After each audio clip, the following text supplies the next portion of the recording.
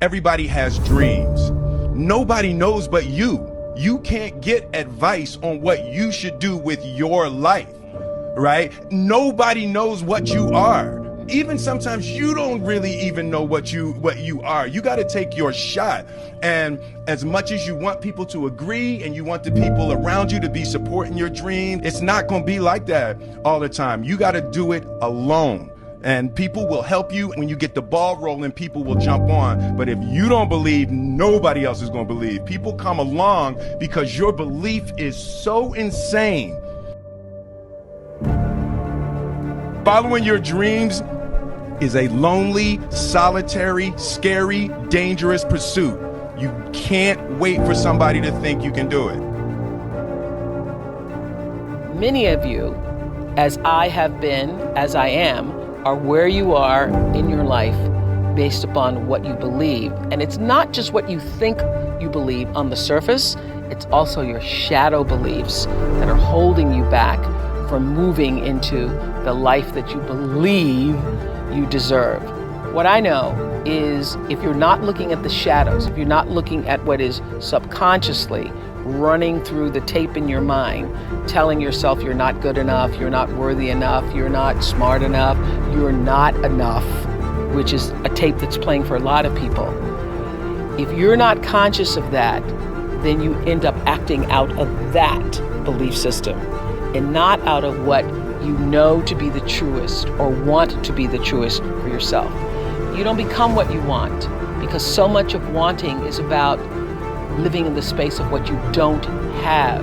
That's why Jim Carrey's story is so powerful, because he started to act as though he already had it. He would go up to Mulholland Drive, he would drive away thinking, I already have those things, I just haven't accessed them as yet. I believe those things are going to come to me and I'm going to act like they are, so I'm going to move forward in my life in order to draw that to myself in such a way that my actions are in alignment with what I say I believe. So if you start to think about that, really, why are you where you are in your life? The choices that you have made have been because of what you believe to be true for yourself. If you can, for the rest of your life, live inside of yourself, you got to take everything and throw it away. You have to believe in one thing, and that is yourself. Right now, for you to find greatness in yourself, you're not going to find it by looking in a book or by even hearing me. I may give you the spark, but you've got to go inside yourself to find it. And that means you got to be quiet.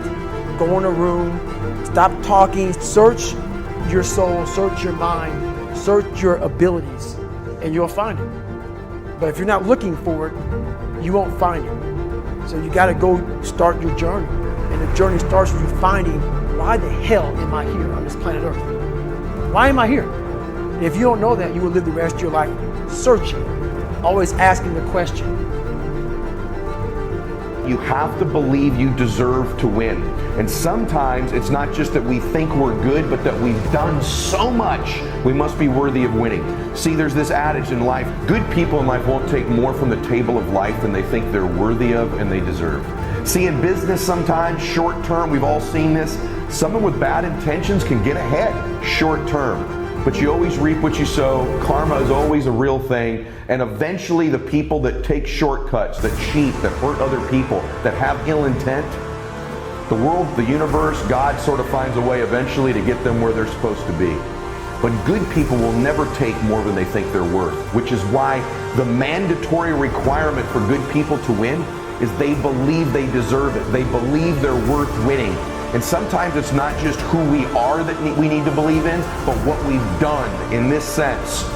That sometimes you've got to outwork everybody, and you've got to be willing to do the things nobody else is willing to do, so you begin to convince yourself, man, I'm doing all the things everybody else is unwilling to do, so I deserve to get the results other people aren't going to get. I'm doing the things other people aren't willing to do. I'm paying a price that's so much greater than other people, that I'm worth it. That I deserve to get results they don't deserve to get because I've been willing to do the things they've been unwilling to do. So the last piece is often self-confidence can just frankly come from outworking everybody and convincing ourselves, man, I've been doing the things nobody else is willing to do. I deserve to get the results nobody else deserves to get. What do I do when I'm broken? When I'm broken, I relish it. That's what I'm gonna do. I'm gonna use it. Because if I'm broken, then I just found my limitations. And until I know what my limitations are, how can I push them? How can I get better? But once I see it, once I feel it, once I see where I was broken, then I can attack that weakness. I can fill in that gap. I can reinforce that breach. If you break, it means it's time to fortify your will to make it stronger. There's all kinds of different ways to break. You can break physically, you can break mentally, you can break your heart, you can break your spirit, and none of those are fun, and all of those are gonna leave a mark. But the mark that they leave can be the mark of victory, or it can be the mark of defeat. Because every time you break, and in every way that you break, while it's a chance, it's definitely a chance for you to give up and for you to just to fall apart. But there's also opportunity. There's opportunity to get stronger and get smarter and get faster and get tougher and get more stable and get more resilient and get better. When you break, you have the opportunity to show the world, the whole world, what you are really made of. So if you break, if you break, the fight isn't over. In fact, if you break, the fight is just beginning. And as you crawl up and out of that dismal and wretched place, covered, and you're covered in blood and sweat and dirt and filth as you rise above what you were, and as you take the form of who you are supposed to be, you will see that in the very act of standing up, in the very act of fighting on, you will become and you will remain unbroken. I'm not saying to put yourself down. I'm saying listen to the truth. And the truth isn't in the 20%. The truth is in this other part of your brain saying, look, man, you're wasting a bunch of percentage here. We have 80 more percent that we're not tapping into, because in this other 80% is suffering, pain, failure, self-doubt, darkness, and then a whole bunch of light. But to get to this light, you gotta go through all of this shit. So a lot of us know that. I can get over here, but over here, man, this is much better, because I gotta go through this journey that is not fun. This from 20 to 100%, this shit in between is not fun. So we decide to live over here. So everybody goes, how do you do that? You know exactly how to do that. You know exactly, it's not a magic trick. There's nothing I talk about in that book that's a magic trick. It's all back down to a very primitive mindset of we just have to do. It's like breathing. Breathing becomes normal. Like we don't even know that we're doing it. That's how you have to live your life. When that alarm clock goes off at 4 or 5 in the morning, your mind says no. You just say, this is what we do. It's what we do now. Because to get to where you want to go, the amount of pain involved, I'm not saying physical, I'm not saying you got to break yourself off. The amount of mental pain of how many times you're going to have to do something that you don't want to do to get to where you want to go is going to be, there's going to be more times you do something that you don't want to do than you are going to want to do. And that's your new norm. So then it's like breathing. And then once you do this over and over and over again, it becomes like breathing. I don't want to live this lifestyle, but to get to the other side of this, I have to. So if you really want it, you realize what trying is and what trying is not. I don't want to be an icon. I want to be an idea, you know? I want to represent an idea. I want to represent possibilities. I want to represent magic, right? You're in a universe and 2 + 2 equals 4. 2 + 2 only equals 4 if you accept that 2 + 2 equals 4. 2 + 2 is going to be what I want it to be. There's a redemptive power that making a choice has, you know, rather than feeling like you're effect to all the things that are happening. Make a choice, right? You just decide what it's going to be, who you're going to be, how you're going to do it. Just decide.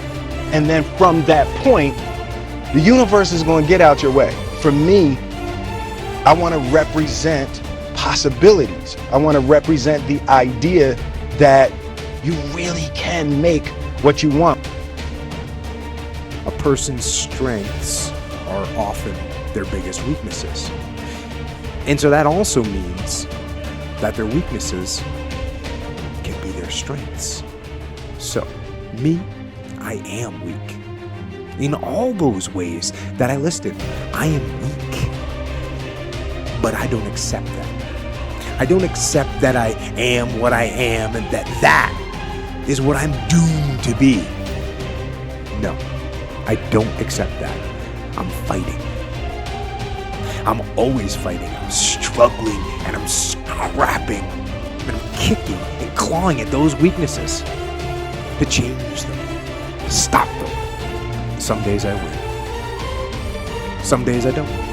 But each and every day I get back up and I move forward with my fist clenched toward the battle, toward the struggle. And I fight with everything I've got to overcome those weaknesses and those shortfalls and those flaws as I strive to be just a little bit better today than I was yesterday.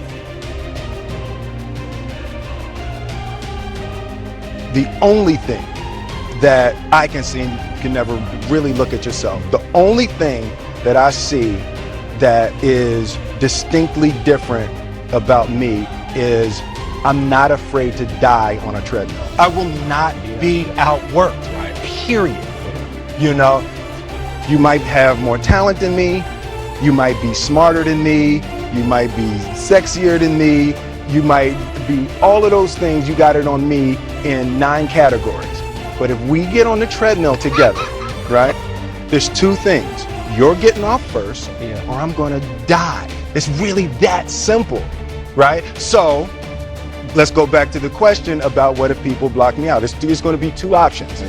I'm gonna get back in, or I'm gonna be dead. You're not going to outwork me. It's such a simple, basic concept.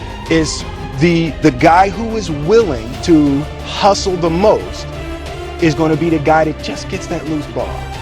The commodity that I see the majority of people who aren't getting the places they want or aren't achieving the things that they want in this business is strictly based on hustle. It's strictly based on being outworked. It's strictly based on missing crucial opportunities. I say all the time, if you stay ready, you ain't got to get ready. Everything you're going through is preparing you for what you ask God for. You just got to quit tripping while you're in the process, because the process is necessary. You may not see it now, but when he gets you on the other side of it, you're going to see exactly why it went that way. And you're going to be okay with it. But quit tripping during the process. Oh, Lord, why me? You ain't the only one. Oh, Lord, why me? You ain't the only one. Oh, Lord, why I lose my job? You ain't the only one unemployed.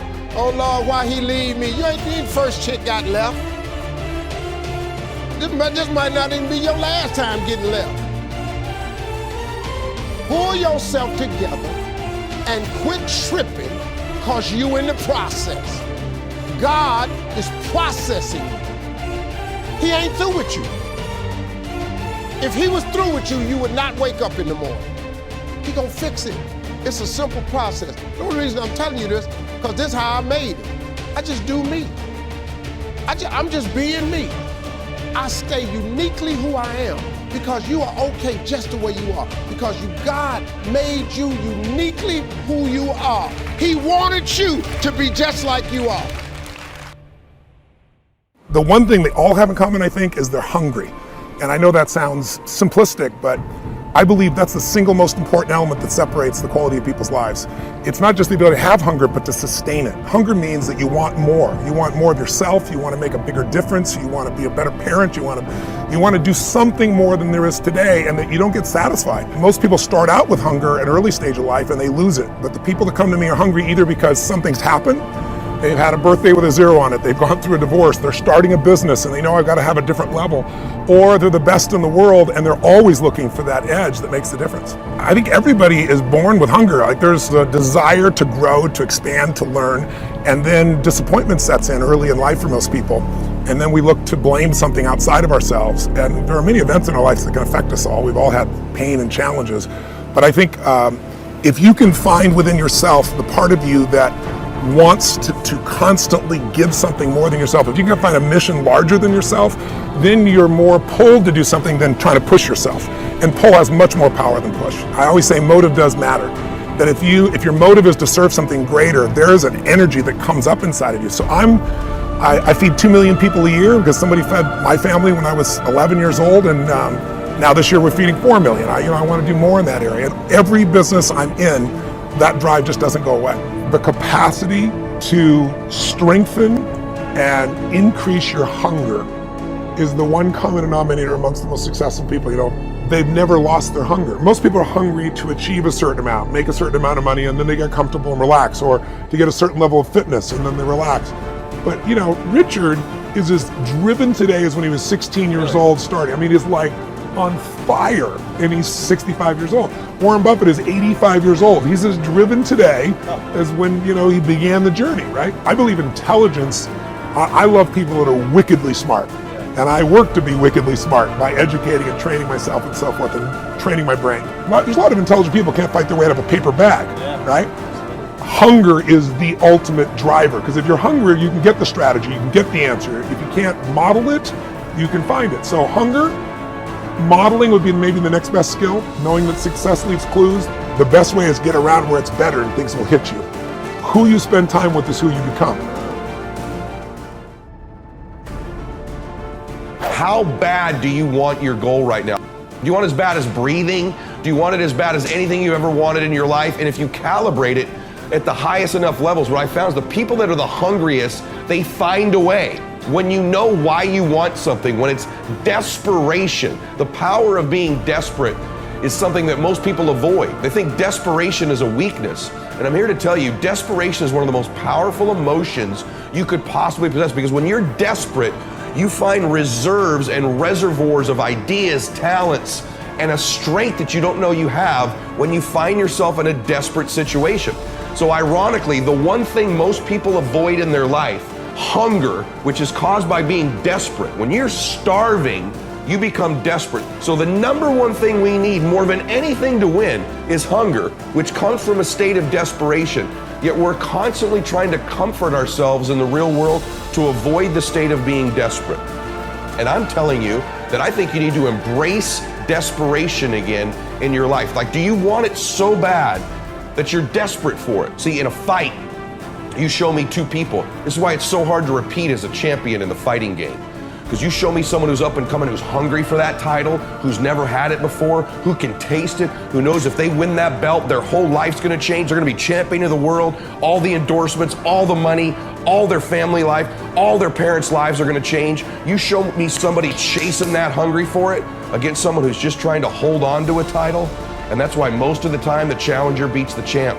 It's hard to repeat as a champion because the hunger goes down just a little bit. The greatest athletes, the Kobes, the Bradys, the Jordans of sports, have a way of feeding their hunger all the time and increasing it. What separates them isn't just their work ethic, isn't just their talent, although those things matter, isn't just they practice more. What separates them is they're just hungrier. They somehow find a way as they climb up the ranks and win championship to get even hungrier for more, where 99% of the athletes lose just a little bit of their edge once they get that first championship, that first pro contract, that first big amount of money, that first world championship. They just lose their hunger a little bit.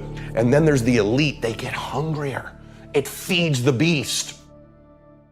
Do you know how great it felt that I knew where I was going? Imagine the majority of people don't know where they're going.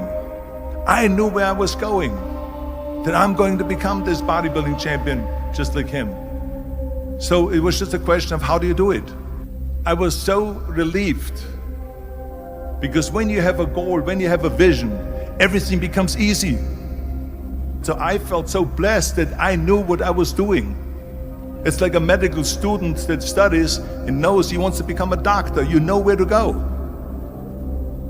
So I knew where to go. So people always ask me, when they saw me in the gym in the pumping iron days, they say, why is it that you're working out so hard? 5 hours a day, 6 hours a day, and you have always a smile on your face.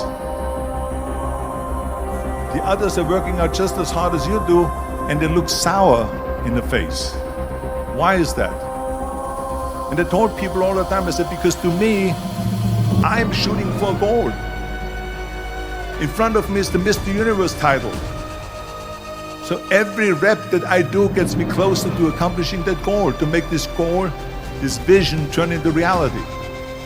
Every single set that I do, every repetition, every weight that I lift will get me a step closer to turn this goal into reality. So I couldn't wait to do another 500-pound squat. I couldn't wait to do another 500-pound bench press. I couldn't wait to do another 2,000 reps of sit-ups. I couldn't wait for the next exercise, for the next half hour of posing and all the kind of things that you have to do to be a champion. So let me tell you something, visualizing your goal and going after it makes it fun. You got to have a purpose no matter what you do in life. You got to have a purpose. So that's rule number one, have a vision. Rule number two is, don't listen to the naysayers. Everything I ever did, the thing that I heard out of people's mouth was, that's impossible. That can't be done. Or no. I remember when I wanted to be a bodybuilding champion, including my parents and everyone else around me, said this is impossible. Why don't you become a ski champion? That's what they do in Austria. Or a bicycle champion, or do some track and field. You can't be a bodybuilding champion. That is exactly what I heard, and of course I proved to the people that it can't be done. So whenever someone said to me, it can't be done, I heard it can be done. When they said no, I heard yes. And when they said it's impossible, I heard it is possible. I'm a strong believer of what Nelson Mandela said, that everything is always impossible until someone does it. Well, I'm going to be the one, I said to myself, I'm going to do it and I'm going to show it to them. Maybe it has never been done before. That's perfectly fine with me. But I'm going to do it. I visualized this for myself. When I was selling copiers door to door, I had a very clear vision of what my life was going to be like. And I encourage everyone to do it.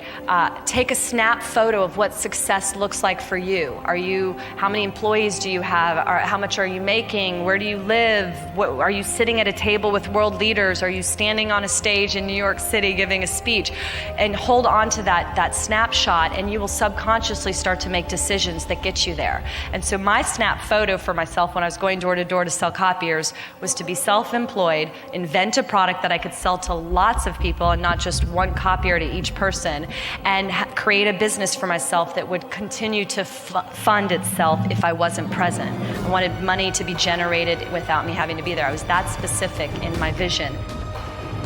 a very powerful meditation and mindfulness practice, visualization has been used for centuries to help prepare the mind, the body, and the consciousness for upcoming challenges, situations, and circumstances. Some of the world's greatest athletes use visualization as a way to prepare for big games, the big day, musicians for their new concerts and tours, and CEOs for their very important meetings. The formula that we've all been looking for. Often we get forced into action without visualization, and although that really gets us going and that practice really does make us perfect, that visualization can start the process with more confidence, more conviction, and more courage.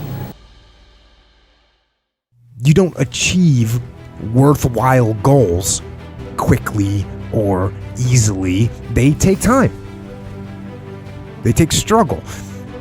They take relentless pursuit day in and day out. That's what it takes. But also, things don't usually fall apart quickly either. At least at first, it's a slow process. A little slip here, a little setback over there, a little wearing down of discipline and will over time.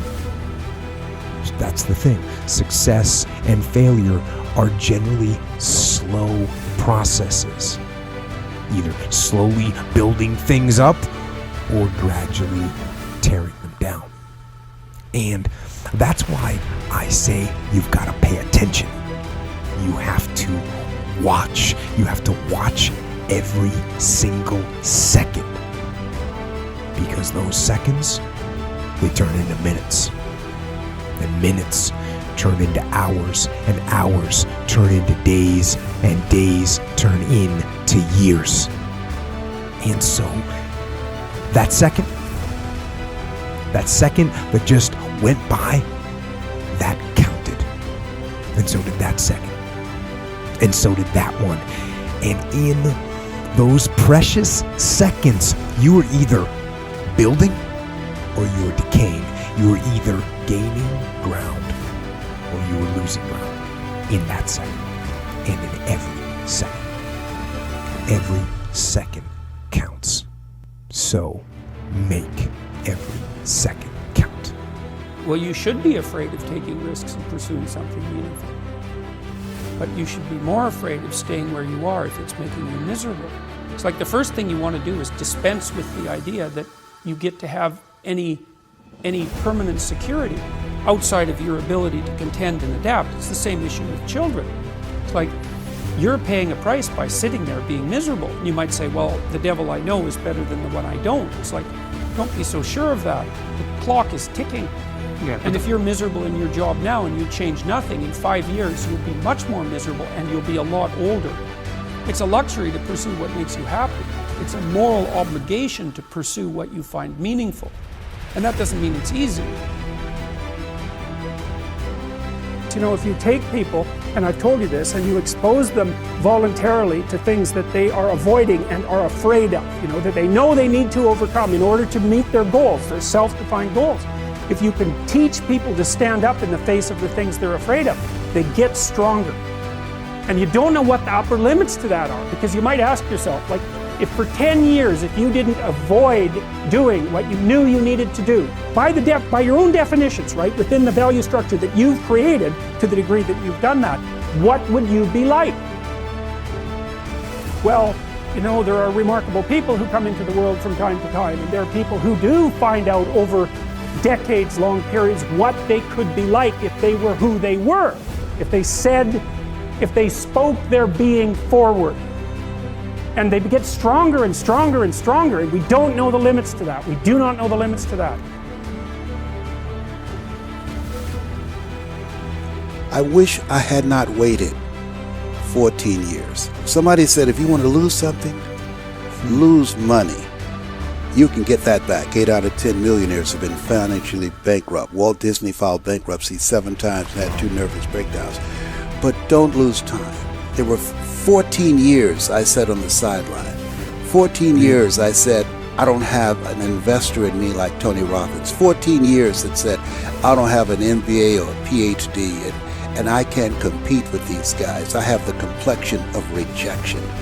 14 years, I silenced myself. Wow. And so I regret that, because there are some people that maybe if they'd heard my voice, they would not have turned to drugs. If they'd heard my voice, their lives would have taken a different direction. And I can't get those 14 years back. That haunts me, and I think that drives me when I speak with such energy. I'm trying to make up for that time, but I can't. If you're not excited about waking up in the morning, if you're sitting around bored out of your mind, if you got time to do everything anybody asks you to do, if when you tell your dreams to all your friends, it makes sense to them, you got your lid on, man. Your dreams should not make sense to everybody. You got to say something that make people go, how you gonna do that? That's when you got the lid off. But like I always say, life is 10% what happens to you, is 90% what you do about it. The first step is getting completely and brutally honest enough to say, I am tired of myself. When you say I'm sick and tired of being sick and tired, that's the facilitator of change. That's when you're ready to say these words, no more excuses. No more excuses. Be clear in your mind in what you intend to achieve. Know what you are going to do. That doesn't seem like too much to ask. Certainly in war. And you wouldn't think it would be too much for people to ask in their lives either. Their precious lives, as precious as these 58,000 that died in Vietnam. Heroes. But how often do we see people going through their lives without knowing what they are trying to do, without having any intent, without having a clear mission? I'm talking on an individual level. As a person, people go through their lives without knowing what it is they want to do, what they want to accomplish. So know what your mission is. Know what your intent, as the commander of your life, know what your intent is, and then fight with everything you've got to win. That the reason I'm here is I dream big dreams. I dream the kind of dreams that other people said would not be possible. I'm also living proof. This isn't a Hollywood movie. I come literally from the other side of the tracks. If you saw where I grew up and we took a picture of it, the neighborhood, the setting, you'd say it's impossible that someone could come from there and get here. But it is possible. And not to sound too trite, it's possible because we still live in a country where the entrepreneurial spirit is so alive and so well. And anyone in this country, if you dream big and surround yourself with great people and leave your ego at the door and share success with others and have a little luck along the way, you can do anything. But there will be people along the way, and I remember this, who will say to you, you know, you're dreaming too big. It's not possible. Those things just can't happen. Don't allow anyone, friend, family, acquaintance, teachers, whoever it is, don't allow anyone to tell you that what you are dreaming for yourself and your family is not possible. It is possible. Don't be one of those people 20 years from now are going to be walking around in a 9-to-5 job, miserable and angry and bitter because you let your dreams get away from you because you did not believe strongly enough in yourself and what was possible. Don't allow that to happen. This is an unbelievable time, and I can't encourage you enough to continue to think that things are possible and that your dreams can come true. The only reason you keep seeing there isn't is you feel so exhausted about where you are. But life, the universe, or God is just testing you because there is another level. There's a level where all your dreams are realized. There's a level that you've always dreamed about. It is real. It has not gone away. But it takes that extra burst when you think there's nothing left, there's no way, you've tried everything 10 million times, and you keep going. It's almost like God is saying, if you keep hitting this wall enough times, I will see that you will not stop, that you are filled with that level of determination, faith, and courage, and then the door opens, and you get to that next level. But what most people don't know is, the next level is just 2 millimeters above. And it's called outstanding, ladies and gentlemen, outstanding. I don't care how good you are in anything, you don't have discipline, you ain't nobody. Right. You're nothing without discipline, because you give up under the slightest struggle without discipline. I mean, discipline is doing what you hate to do, but do it like you love it. I've never met a person who was not successful that didn't have a great amount of self-discipline within their life. Self-discipline and being able to perform and being able to keep your life on schedule and being able to keep commitments and promises and meet deadlines is essential to success. None of us can afford to have a life that is controlled by someone else, or a life that is basically controlled by our emotions. I learned many years ago that there are two kinds of people. There's the type of person who says, I'm going to wait till I feel like it before I do it. And then there's a person who says, I've got to do it so that I feel like it. One will never get anything done because they're still waiting to feel the moment to move. And the other person says, no, I need to move, and then I will begin to feel the moment. The Marines have a saying, everybody wants to go to heaven, but nobody wants to die. And that's just real. At the center of bringing any dream into fruition is self-discipline. You know, something as simple as food and eating. It's not about your body as much as it is about your mind. It's getting command of your mind to be able to choose actions that are in your own best interest. Every day we are choosing shit that's not in our own best interest. Right? So if the world is attacking you and the world wants to fight you and the world's trying to hold you down, so you're going to kick yourself in the balls? So you're going to stop yourself from getting what you dream. Self-discipline is the center of all material success. You cannot win the war against the world if you can't win the war against your own mind. Other thing you should do if you're not very industrious is discipline yourself. And so what do you do with that? Eat 3 times a day at regular meal times. That's a good thing to practice, because that starts to put some stability into your life. Get up at the same time. I would highly recommend all those young people out there who are listening, like, you want to get a jump on life, get the hell out of bed in the morning. You know, as I've got older, I've got up earlier and earlier. Now that's partly because you don't need as much sleep, but it's also partly because I've got more and more disciplined. Like, get up early in the morning and get your things done. Man, learn to get up at 6 in the morning and you'll be one deadly creature, especially if you can get to work. You'll have half your damn day done by the time other people haul their sorry asses out of bed. And so that's a massive, massive advantage. Discipline is the root of all good qualities. But you have to absolutely apply it to things outside of just waking up early. It's everything. It's working out every day, making yourself stronger and faster and more flexible and healthier. Discipline is eating the right foods to fuel your system.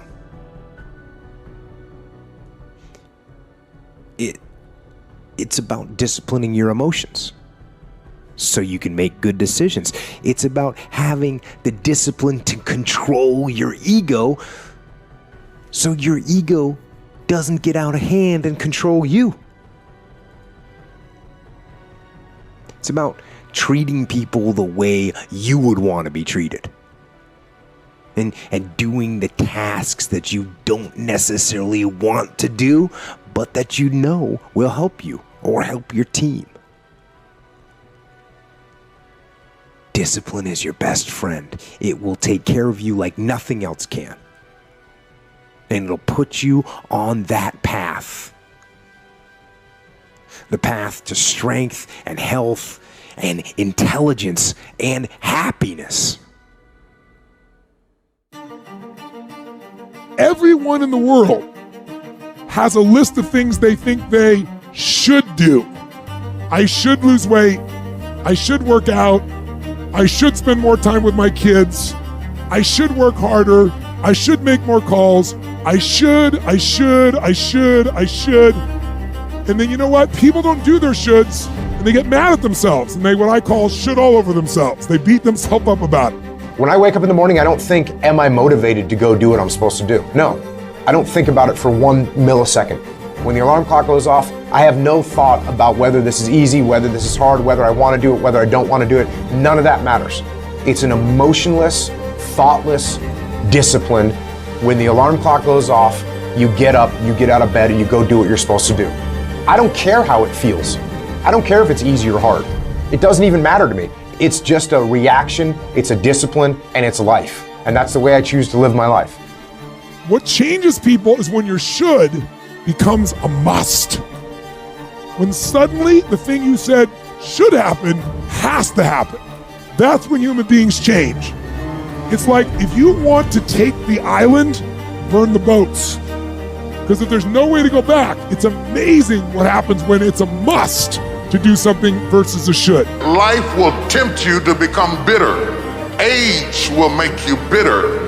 Because during age, you collect enough experiences to become cynical till after a while, you don't expect anything good to happen because you've been through so many bad things that if anybody comes knocking at your door, you're predisposed to think it's something evil. You have to be careful lest you become bitter. Either your troubles make you better or they make you bitter. Anything you focus your mind on, you can change.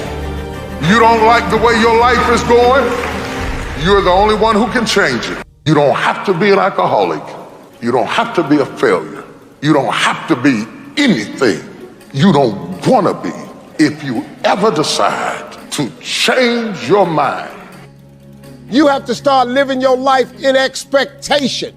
You have got to start expecting great things to happen for you in order for it to happen. If you live your life in expectations, that's what happens to you. If you live your life in despair, that's what happens to you. If you say all men are dogs, you're going to meet every last one of them. I'll never be rich, you won't. You won't. The moment you change the frequency that your tower emits, different things come back to you. If you change your attitude, you change your altitude.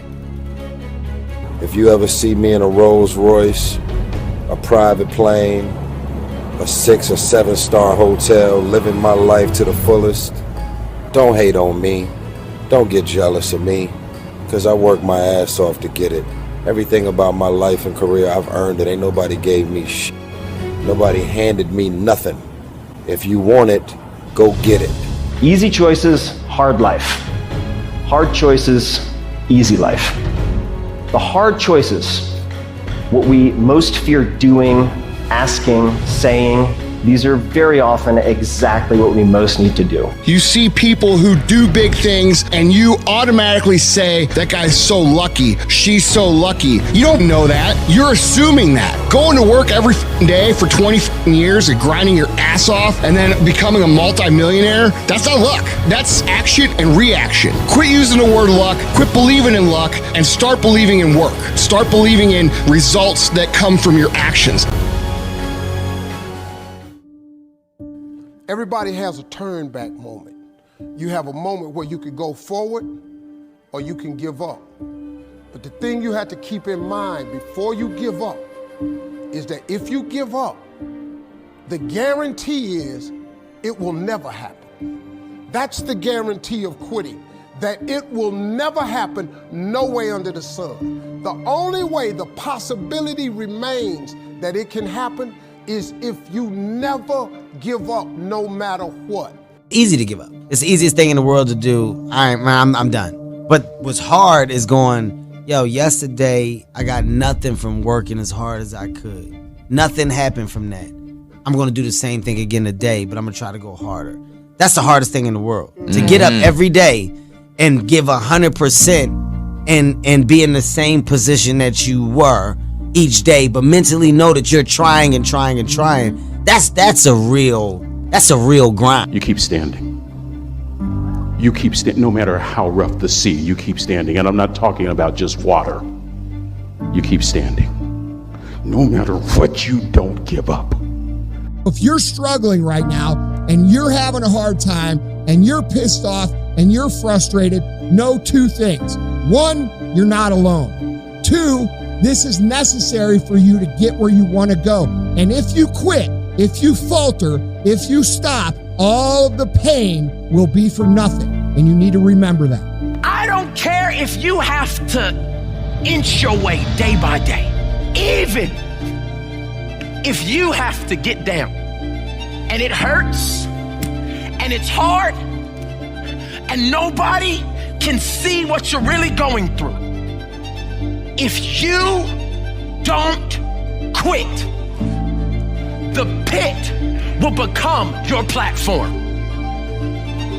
I have never met anybody who became incredibly successful in any area of their life until they had suffered and sweated and sacrificed and kept their focus and fought through tears and trials and tests. And if you have a dream and you commit to it, it will come to pass. Pain is temporary. It may last for a minute, or an hour, or a day, or even a year. But eventually, it will subside, and something else will take its place.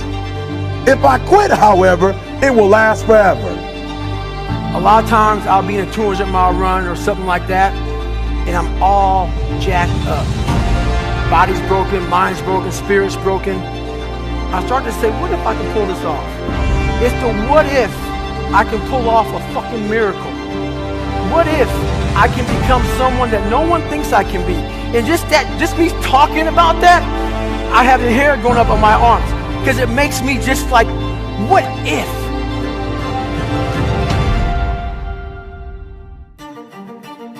The greatest version of you is not the I can do anything version of you. The greatest version of you is the disciplined version of you. The greatest version of you is the version that has parameters. No, I don't do that. I don't drink that. I don't go there with these people. I'm focused. I have a prize that's in front of me. I know what I'm supposed to do, and that ain't it. I have to stay right here. You have to accept that all your excuses are lies. They are lies, all of them. You know what's so funny? We want people to make guarantees to us, but we're not willing to make guarantees to ourselves. If somebody gave you a guarantee, 30-day guarantee, in 30 days, if you don't make what they told you was gonna make, in 30 days you got an attitude, you want your money back, but you've never demanded your money back from yourself. You've never looked at yourself in the mirror and said, you let you down. Until you get to that point, you let you down. You want to put it on somebody else. The reason why I'm not successful is because of my boss. Have you ever looked at yourself in the mirror and said, I'm not getting up on time. I'm not going to work on time. I let me down. And that's the problem with some of you. You always want to blame other people. You want to hold other people to the fire, but you're not holding yourself to the fire. You just said you're giving 50%. You owe you an explanation. Spend more time on yourself than what you've been spending. Working on yourself, talking to yourself, overcoming the negative conversation, that inner dialogue that's going on all the time, even when you don't want it to be there. You can't stop yourself right now from thinking. You can't do it. And so learning how to empower yourself, part of doing that is standing up to yourself. You've got to stand up inside yourself sometimes and say, shut up! You need to look at yourself in the mirror and say, why are you only giving 50%? What's wrong with you? You need to put yourself on punishment. You need to tell you no more TV, no more snacks, no more desserts, no, we working out now. You need to tell you that you owe you something. My number one competition is me. It's always you versus you. You got to be the one to get up every morning, be disciplined, put in the consistent daily hard work, because that gains success. No coach, no trainer, no mentor, no boss can do it. You versus you. I was going to give a presentation, and this voice inside of me saying, you can't do this, you don't have everything it takes. Shut up! You'll get scared sometimes. Your mind will go blank on you. Some people you will allow to unnerve you, and you wonder, what's wrong with me? I'm not crazy. That's why you've got to learn to make a conscious, deliberate, determined effort to stand up inside yourself, working on yourself, watching that inner dialogue. It will determine the quality of your life. Whatever happened last week happened last week. Whatever happened last year, your girlfriend dumped you. You got to get up, look at the man in the mirror and go, this is what I'm doing today, whether they like it or not. I don't give a f. Everybody's focusing on the stupidity things that they got on the news. Don't watch the news no more. I give you the real news. You know what the news is about today? You and how you're going to conquer the world. How do you become a king? By taking it to the next fucking level. By doing something outside your comfort zone. Don't believe the lies, believe the truth. And the truth is, you have time. You have the skill, you have the knowledge and the support and the willpower and the discipline to get it done. What do you do when 1,000 other people want exactly what you want? What if you're not the only one that wants what you want? What if there are thousands of other people who want what you want? You have to outwork them. You gotta outgrind them. You gotta get up earlier. You gotta stay up later. You've gotta execute, and you've gotta go from 70 to 120. People give themselves an excuse all the time when they say he's built different.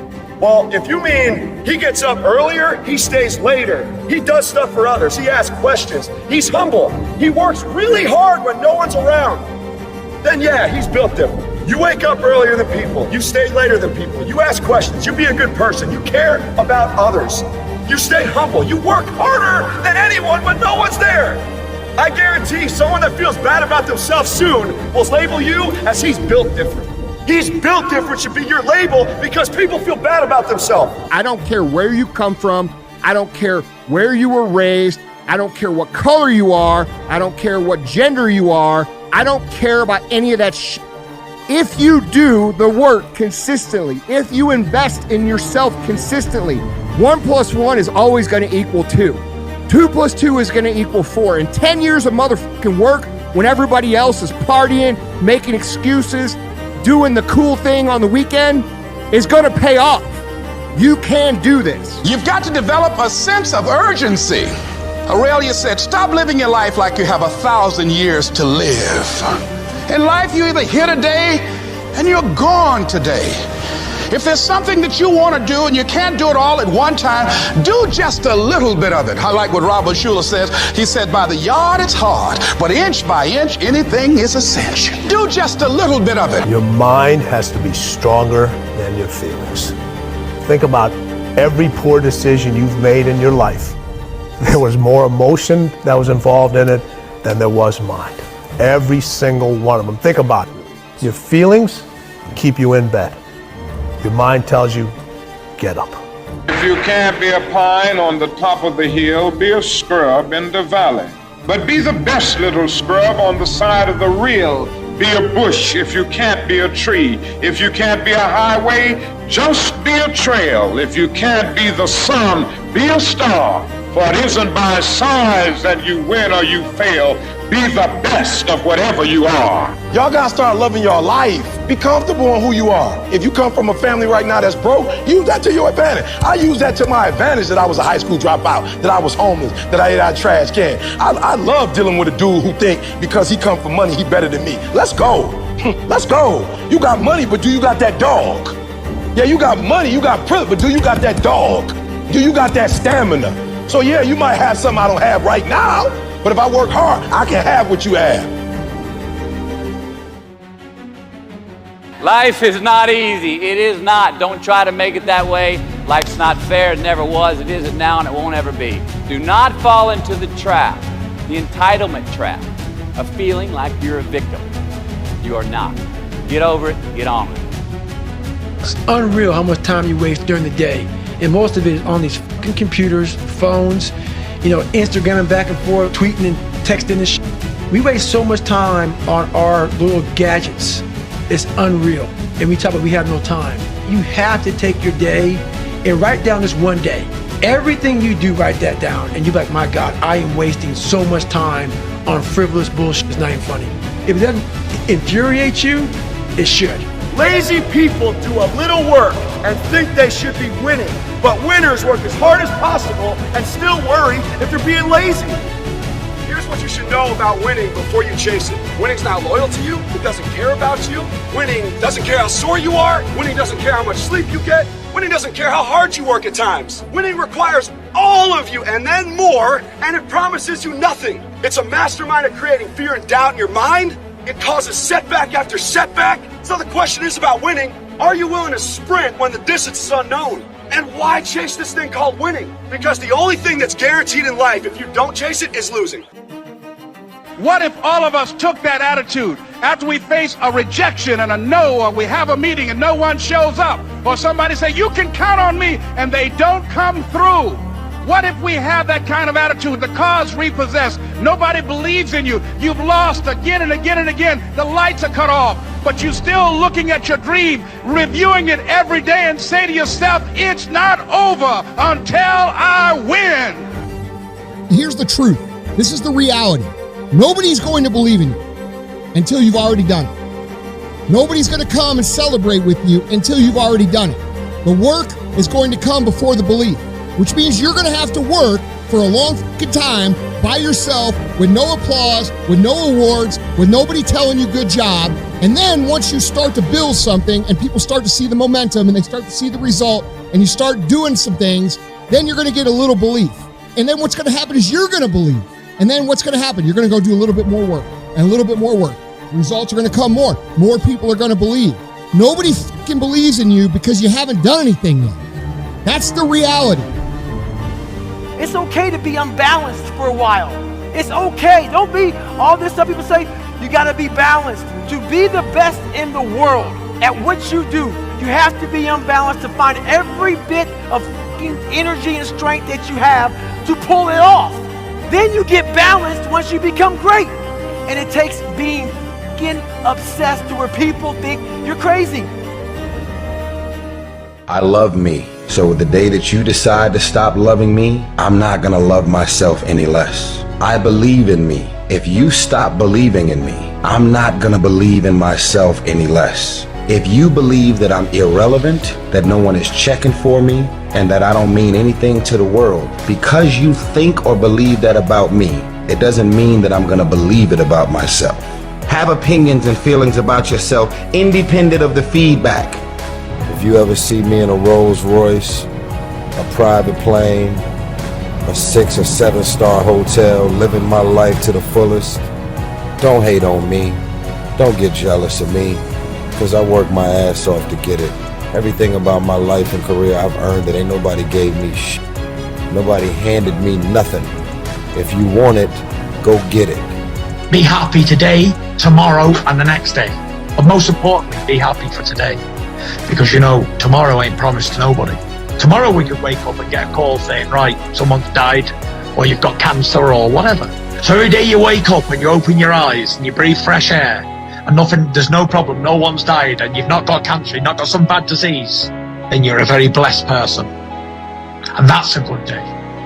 The comfort zone is dangerous. When you're comfortable, you are at most danger. You should never feel comfortable. You should be happy and dissatisfied. Anybody ever tell you, hey look, you know what? Just be satisfied with what you got. Don't believe them, get them away from you. You should never be satisfied with what you got. Because the attempt to get more makes you into something better all the time.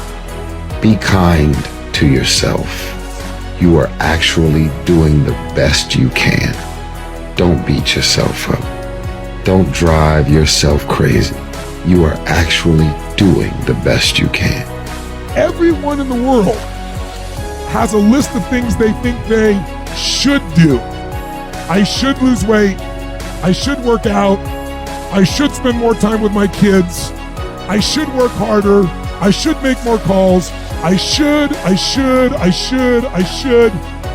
And then you know what? People don't do their shoulds and they get mad at themselves and they what I call shit all over themselves. They beat themselves up about it. What changes people is when your should becomes a must.